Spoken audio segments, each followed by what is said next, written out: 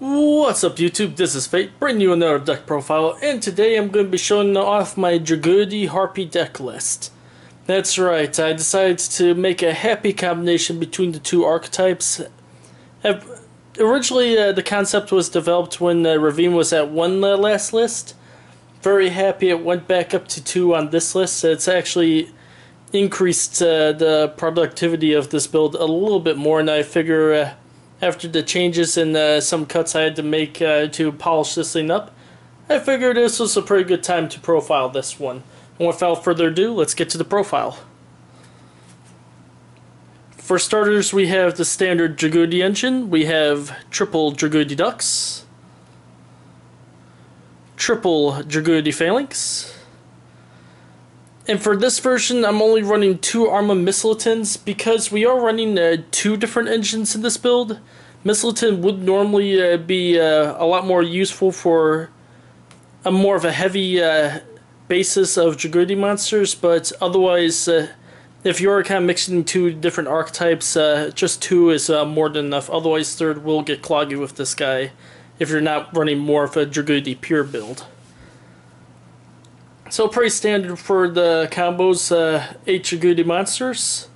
Onto the Harpie engine, we run 3 Harpie Harpists, or as I like to call with this build, the Lifeline, because Harpist's search effect after it's sent to the graveyard during end phase will help search out any of your key pieces that you might need for your next turn to pull off your big plays.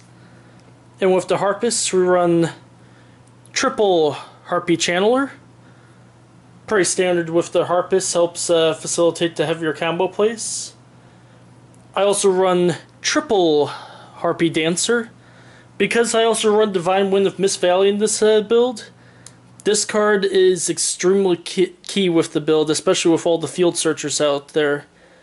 In fact, with Dancer, there are moments in some games where even if I don't draw into a single Dux or a single Mystletainn, as long as I have Dancer with Divine Wind of Mystvalley, I can still pull off multiple highly ranked synchro plays with Phalanx, and Harpie Dancer has definitely earned her keep in this build.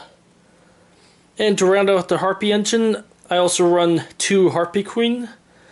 And the reason why I like Harpie Dancer in this build is Harpie Queen's ability to get a free Harpie's Hunting Ground. That way Dancer, you can just normal summon her, bounce her back to your hand with her own effect and normal summon again, then the Harpie's Hunting Ground would actually get 2 pops just from her at the beginning of the turn. And if you have Channeler in hand, you can extend it into 3 or even 4 pops on the opponent's back row. So these are, it's just a fantastic Harpie engine. And because of the style I wanted to do with this, I don't run any traditional Harpie Lays or Hysteric Science Elegant Egotists. I did try that out in the earlier variant of the build. Unfortunately, it did get cloggy at times.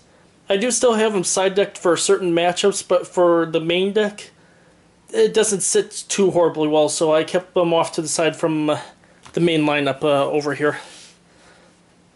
And then for the one-ofs, we have 1 Blackwing Zephyros the Elite, a key card to use for the OTK combo. And the Brother Arms with the combo, 1 Darkness Metal Dragon, and for a build like this being predominantly Wing Beast, I actually still get to use Darkness Metal's effect a huge amount of times, which is a pleasant surprise, so I don't really lose any sleep with the minimal dragon targets with Darkness Metal. That's it for the monsters. On to the spells. Start off with triple Terraforming.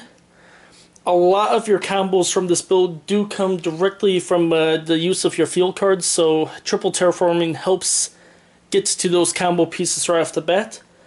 And for the field card lineup, I run double Dragon Ravine to help facilitate the Dragunity plays, double Harpie's Hunting Ground to help with the back row protection and the slight Harpie increase in power, as well as 1 Divine Wind of Mystvalley to help with the Harpie Harpist plays and the Zephyros Bouncing Wind attribute plays.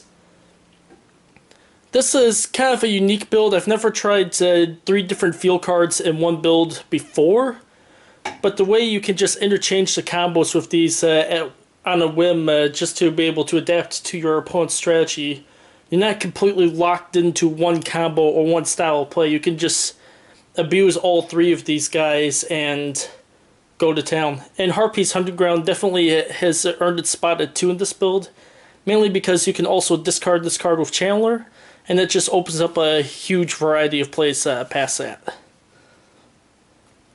For the other spells, we run double Dragunity Divine Lance. Triple is too much for this build, same reason with the Mystletainn. It's not so much of a Dragunity pure build, so still had to keep the Divine Lance for those combos, but at the same time, couldn't let them affect or clog up the build at all. And to help protect the plays, also run double Forbidden Lance, self-explanatory. And last but not least, I actually have a Raigeki for this build. That's it for the spells. On to the traps.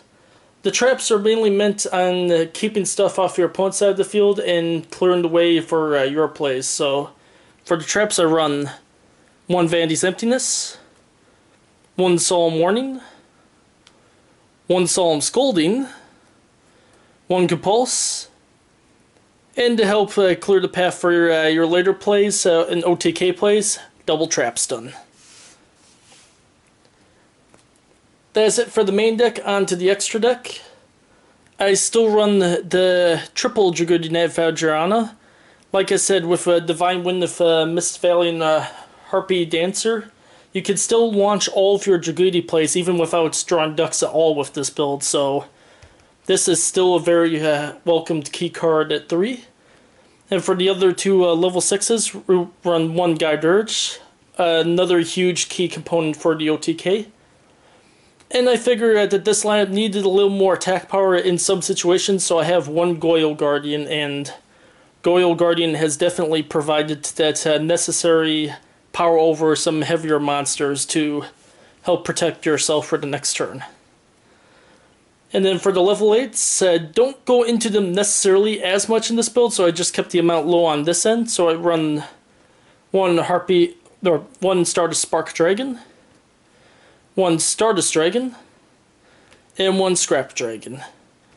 All dragon types, all level 8s, all pretty key in their own ways. Like to interchange to these guys a little bit because there are some necessities on keeping your field cards alive, so both of those definitely have a pretty solid place in this build. And Scrap Dragon is OTK push Scrap Dragon. And then on to the Xyz, we run 3 rank 4s. Run 1 Silent Honor Arc, 1 Lightning Chidori because there are plenty of wind attributes. Now for this 3rd spot, it was originally Lavalval Chain in this build, but the last ban list kind of derailed that a little bit. And since I also don't have a extra Exciting Light for this build, I decided to go with a little more attack power instead with Gemini Pearl, and I am extremely happy that I did because against certain builds, people just generally do not expect this card at all anymore. Against the Evil Swarm players, Gemini Pearl, 50 attack stronger than Ophion. Oh, look at that, your players are open up for the next turn. Heavy effect negation deck, they have a Fiendish Chain set on board.